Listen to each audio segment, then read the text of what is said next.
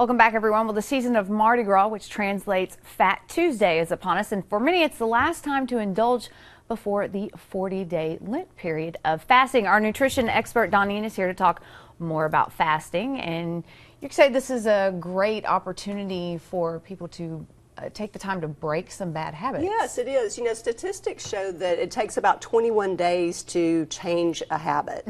And we're now 3 months into the year, and those New Year's resolutions are probably starting to kind of fall by the wayside. So we're at a really good point in time to kind of think back to those healthy eating decisions that we made back in January, and maybe think about one or two things that you want to give up.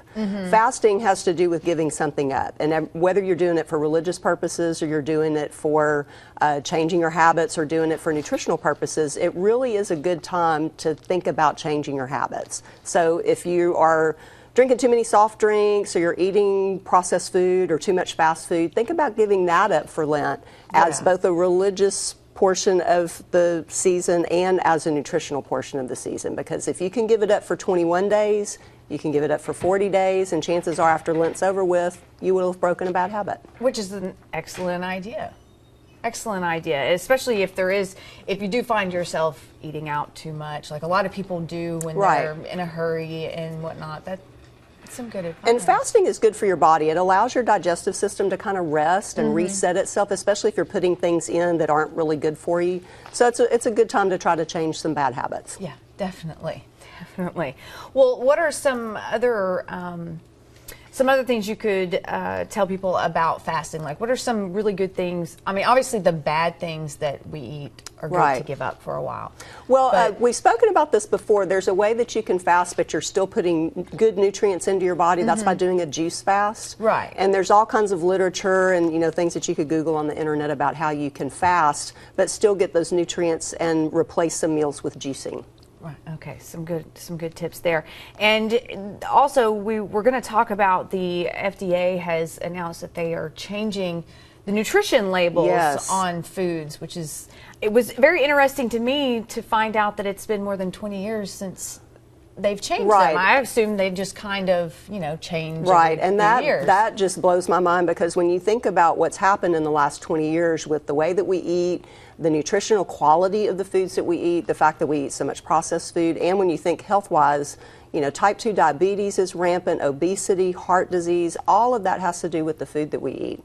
So the way they're proposing to change our nutrition labels really is going to help the consumer to understand better what they're getting for their purchases.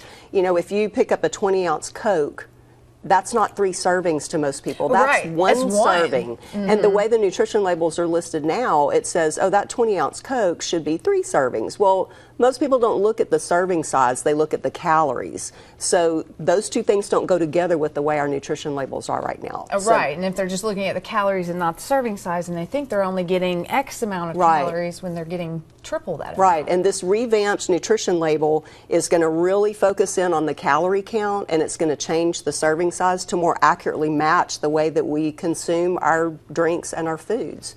So I think it's going to be easier for people to look at that label and figure out, what do I need to do with this? Is this good for me? Is there something I need to stay away from?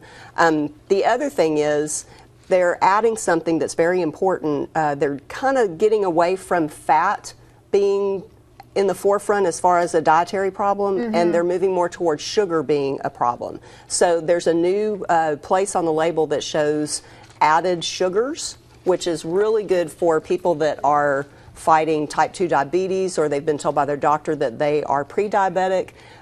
You can see on this graphic, circled in red down towards the bottom on the right-hand side, is this new little addition that says added sugars. So that's going to be very important. And you can see when you compare the left and the right, the left side is what they look like now, the right side is the new label.